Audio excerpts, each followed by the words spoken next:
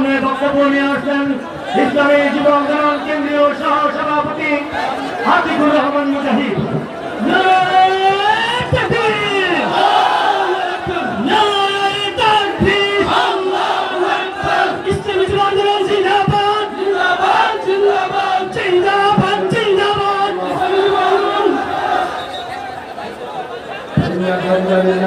والصلاة والسلام على من لا نبي بعده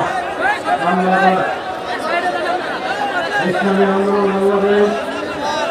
গাজীপুর মহানগর শাখার উদ্যোগের আয়োজিত আজকের এই গণসমাবেশের মহানাম সভাপতি কিছুক্ষণের মধ্যে আমাদের মধ্যে উপস্থিত হবেন দেশের সাতবাহী মুক্তিগামী জনগণের প্রিয় নেতা আমাদের প্রান্তীয় জনগণ